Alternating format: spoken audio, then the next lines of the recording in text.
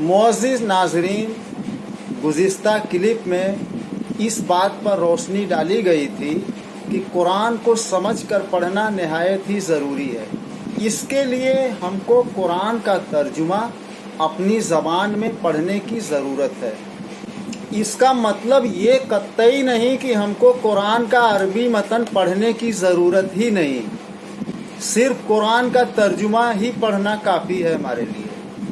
हदीस में आता है कि कुरान की तिलावत पर एक एक हर्फ पर 10-10 नेकियां मिलती हैं। अलिफ लाम मीम ये 3 हरूफ हुए, एक एक हर्फ पे 10-10 नेकी का मतलब कि सिर्फ अलिफ लाम मीम पढ़ने पर 30 नेकियों का सवाब मिला। मगर कुरान का पूरा हक अदा करने के लिए कुरान का तर्जुमा अपनी ज़बान में समझना निहायत ज़रूरी है। इस बात को इस मिसाल से भी आप समझ सकते हैं कि आप जब कोई भी मशीन खरीदते हैं, हत्ता कि एक प्रेशर कुकर ही खरीदते हैं, तो इसके साथ एक निर्देशिका मिलती है, एक किताब मिलती है। इसमें इस मशीन को चलाने का पूरा तरीका लिखा रहता है। इसको इंस्ट्रक्शन मैन्यूल कहा जाता है। खरीद कर लाई हुई मशीन को किस तरह चलाना है, इसमें इसका पूरा तरीका लिखा हुआ रहता है। अगर कुछ देर के लिए इंसान को एक मशीन अगर मान लिया जाए, तो इस मशीन को किस तरह से चलाना है, इस इंसानी मशीन के लिए इंस्ट्रक्शन मैन्यूल कुरान है। इसको कुरान के मुताबिक चलाना है। अगर आप कोई जापान में बनी हुई मशीन खरीद कर लाते हैं और आपको इंस्ट्रक्शन मैन्यूल जापानी ज़बान में लिखा हुआ मिलता है, तो आप फ़ौरन डिमांड करेंगे कि हमको उर्दू या हिंदी में दिया जाए, क्योंकि जापानी ज़बान मैं नहीं समझ पाता। अक्सर मुसलमान पूरी ज़िंदगी कुरान में सिर्फ आलमून तालमून पढ़ते हुए फौत हो जाते हैं और कुरान में क्या लिखा हुआ है इसको अपनी ज़बान में समझने की कभी कोशिश नहीं करते। हिंदुस्तानी मुसलमानों में पस्ती की जो 3 ख़ास वजूहात हैं, फ़िरका वारियत, बिरादरीवाद और जहालत, ये सिर्फ कुरान को न समझने की वजह से ही है। सब कॉन्टिनेंट बरे सगीर यानी उपमहाद्वीप, जिसके तहत 3 मुल्क हिंदुस्तान, पाकिस्तान और बांग्लादेश आते हैं, इसका अलमिया ये रहा है कि सब कॉन्टिनेंट में उल्मा का रोल भी बड़ा मशकूक रहा है। उल्मा बजाय कुरान की तरगीब दिलाते आम मुसलमान को कुरान से दूर रखने की साजिश में ही मुलव्विस रहे हैं। कुरान की एक आयत सूरह बकरा की आयत नंबर 26, जिसका उर्दू तर्जुमा ये है, अल्लाह इसी कुरान के ज़रिए बहुत से लोगों को गुमराह करता है और बहुत से लोगों को हिदायत देता है, और गुमराह उन लोगों को करता है जो कुरान के मुनकिर हैं।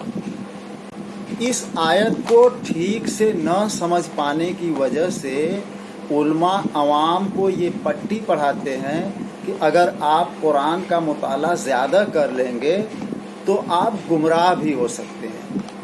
उलमाए सू ने ये छोटा सा जुमला तो अवाम में राइज कर दिया, लेकिन ये बात कहाँ तक जाती है मैं आपको बताता हूँ। पहला ये कि जिस शख्स का ये अकीदा हो कि ये अल्लाह की किताब कुरान, जिसको पढ़ने से लोग हिदायत भी पा सकते हैं और गुमराह भी हो सकते हैं, ये अकीदा जिसका हो गया, उसने अपने आप को दायरे इस्लाम से बाहर कर लिया, क्योंकि ये इल्ज़ाम अल्लाह ताला के ऊपर हुआ कि नौज़ बिल्लाह अल्लाह ताला को बंदों को टीच करने का तरीका नहीं है।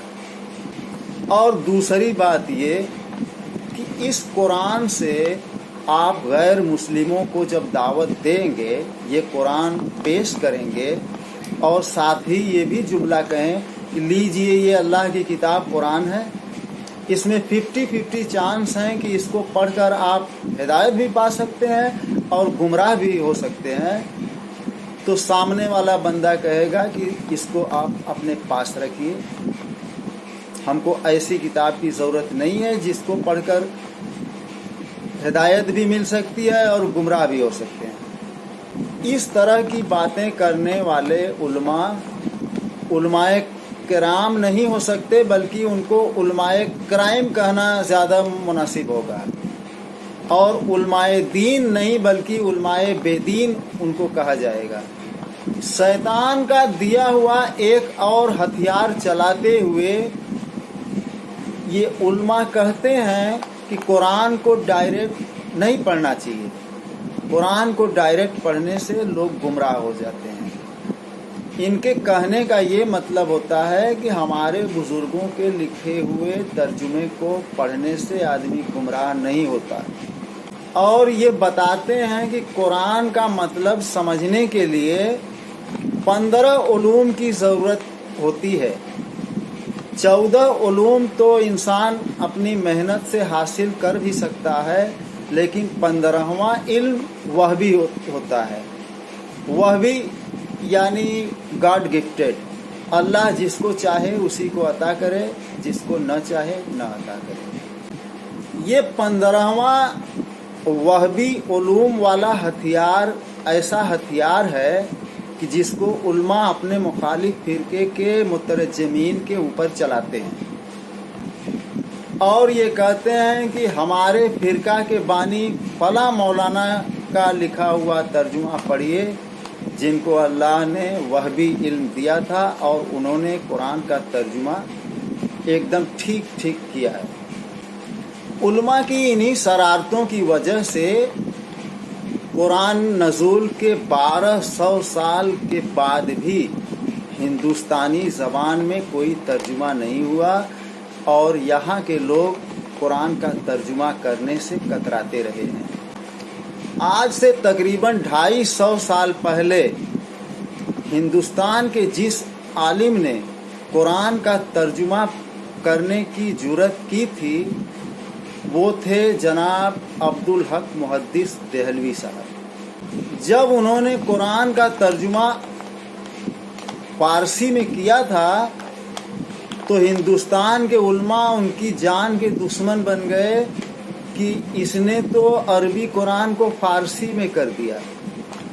وہ 5 سال تک اپنی جان بچا کر جنگل بھٹکتے پھرے ہیں، مگر آج کا ہر عالم فخریہ کہتا ہے کہ یہ ہمارے فرقے کے بانی فلاں مولانا کا ترجمہ ہے، اس کو پڑھیے۔ اب آ جاتے ہیں اپنے اصل موضوع کی طرف کہ اس بات کے متعلق قرآن خود کیا فرماتا ہے۔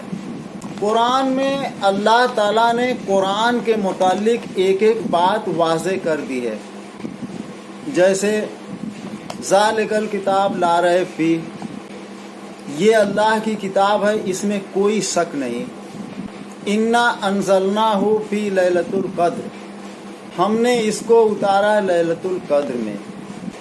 قرآن کس طرح کی کتاب ہے، اس کو کیوں اتارا گیا، اس کو کس طرح نازل کیا گیا، اس کے نزول کا مقصد کیا ہے، اس پر چلنے کا انجام کیا ہے، اس پر نہ چلنے کے نتائج کیا ہیں، اس کو کس طرح پڑھنا ہے، اس کو کس طرح سمجھنا ہے، اس پر کس طرح عمل کرنا ہے، اس کے پیغام کو دوسروں تک کس طرح پہنچانا ہے۔ اللہ تعالیٰ نے ایک بات کی ہدایت قرآن میں ہی دے دی ہے۔ اب رہا قرآن کو سمجھنے کے متعلق قرآن میں حکم، تو ایک آیت سورہ قمر کی ایک آیت جس کو اللہ تعالیٰ ایک ہی سورہ میں 4 بار ریپیٹ کیا ہے، آیت نمبر 17، آیت نمبر 22، آیت نمبر 36 اور آیت نمبر 40 میں اللہ فرماتا ہے وَلَقَدْ يَسَّرْنَا الْقُرْآنَ لِلذِّكْرِ فَهَلْ مِن مُدَّكِّرٍ، ہم نے نصیحت کے لیے قرآن کو آسان کر دیا، تو کیا کوئی ہے نصیحت حاصل کرنے والا؟ بقول سو کالڈ مولویوں کے اگر قرآن مشکل کتاب ہوتی تو اللہ تعالیٰ قرآن میں یہ فرماتا کہ میں نے اس قرآن کو مشکل بنا دیا، تو کیا کوئی ہے اس سے دور بھاگنے والا؟ اس طرح آیت ہوتی جو کہ نہیں ہے۔ آتے ہیں ایک تدبر قرآن اور ایک تفکر قرآن۔ تدبر کے معنی ہوتے ہیں غور کرنا، سمجھنا، اور تفکر کے معنی ہوتے ہیں فکر کرنا، یعنی غور و فکر کے ساتھ قرآن کو سمجھنے کی ہدایت اللہ تعالیٰ نے دی ہے۔ ابو داؤد کی ایک حدیث میں جو ابو ذر غفاری رضی اللہ عنہ سے روایت ہے، اللہ کے نبی صلی اللہ علیہ وآلہ وسلم ابو ذر غفاری رضی اللہ عنہ سے فرماتے ہیں کہ ابو ذر، قرآن کی تلاوت میں ایک ایک حرف پر 10 نیکیاں ہیں۔ الف لام میم یہ 3 حروف ہوئے، 10 10 10 یعنی 30 نیکی ملی۔ اسی طرح جس نے قرآن کو سمجھ کر پڑھا تو اس کا 10 گنا ہے، یعنی ایک حرف پر جو 10 نیکی ملتی ہے وہ سمجھ کر پڑھنے پر 100 نیکی ہو گئی، اور جو شخص اس پہ عمل کرتا ہے تو اس کو 1000 نیکی کا ثواب ملا، اور جو پیغام دوسروں تک پہنچاتا ہے تو اس کو 10,000 نیکی کا ثواب پہنچا۔ یعنی یہاں بھی بات آ گئی قرآن کو سمجھ کر پڑھنے کی۔ اب آ جاتے ہیں سورہ بقرہ کی آیت نمبر 26 پر، جہاں سے بات شروع ہوئی۔ اس آیت کا شان نزول اور تاریخی پس منظر دیکھنے کے بعد اس کا مطلب یہی سامنے آتا ہے کہ قرآن نزول کے شروعاتی دور یعنی مکی دور کی کچھ آیتوں میں مکھی، مکڑی اور چینٹی وغیرہ کا ذکر آیا ہے۔ اس بات پر مکہ کے کافروں نے اعتراض کیا کہ اللہ کو کوئی اور چیز نہیں ملی، یہ مکڑی، مکھی اور چینٹی کی مثالیں قرآن میں پیش کرتا ہے۔ تو اس کے جواب میں اللہ تعالیٰ سورہ بقرہ کی آیت نمبر 26 میں فرماتا ہے، اللہ اس بات سے حیا نہیں فرماتا کہ وہ مچھر یا اس سے بھی حقیر چیز کی مثال پیش کرے۔ پھر جو ایمان والے ہیں وہ جانتے ہیں کہ یہ اللہ کی طرف سے ہے اور حق ہے، اور جو منکر ہیں وہ کہتے ہیں کہ اللہ اس طرح کی مثال پیش کر کے کیا کہنا چاہ رہا ہے۔ اور اللہ اس قرآن کے ذریعے لوگوں کو گمراہ بھی کرے گا اور اس قرآن کے ذریعے لوگوں کو ہدایت بھی دے گا۔ گمراہ ان لوگوں کو کرے گا جو قرآن کا انکار کرنے والے ہیں۔ اللہ تعالیٰ کو اپنے علم کا روب نہیں جھاڑنا تھا۔ اللہ تعالیٰ ایسی مثالوں سے سمجھایا ہے کہ لوگوں کو بات آسانی سے سمجھ میں آ جائے۔ اللہ تعالیٰ کا مقصد ہے لوگوں کو سمجھانا۔ اللہ تعالیٰ نے قرآن میں ایسی مثالوں سے سمجھایا ہے لوگوں کو کہ بات آسانی سے سمجھ میں آ جائے۔ اللہ تعالیٰ کو اپنے علم کا روب نہیں دکھانا تھا۔ اب مکڑی کی مثال کو ہی لے لیجئے۔ دنیا کا ہر شخص مکڑی کے جالے سے واقف ہے۔ مکڑی کتنا محنت کرتی ہے، کتنے دن لگ جاتے ہیں اس کو یہ جالا بنانے میں، اور یہ مکڑی کا جالا ہی اس کا گھر ہوتا ہے۔ اور جب لوگ صفائی کرتے ہیں تو ایک جھاڑو پھیرتے ہیں اور مکڑی کا یہ جالا صاف ہو جاتا ہے۔ یعنی گھروں میں سب سے کمزور گھر۔ اور مکھی کی ہی مثال لے لیجئے۔ انسان खुद को देखे और एक मक्खी को देखे कि मक्खी की हैसियत क्या है। अगर मक्खी इंसान के दोनों हाथ के जद में आ जाए तो 1 सेकंड में मक्खी का भुर्ता बन जाएगा। लेकिन यही मक्खी अगर उसके खाने से कुछ उठा कर लेकर उड़ जाए तो फिर आदमी के बस की बात नहीं है कि मक्खी को दौड़ा कर पकड़ ले। अब जो लोग ईमान वाले हैं उनको तो ये बात पसंद आएगी कि देखिए अल्लाह ताला ने कितनी बेहतरीन मिसाल से समझाया है कि इससे बेहतरीन मिसाल क्या हो सकती है। और जो लोग कुरान को नहीं मानने वाले हैं, मुनकिर हैं, वो एक बात को लेकर बैठ जाएंगे कि ये मक्खी और ये मच्छर। आज के इस क्लिप में बस इतना ही दोस्तों, इंशाअल्लाह अगले क्लिप में मुलाकात होगी। अस्सलाम वालेकुम रहमतुल्लाह व बरकातुहू।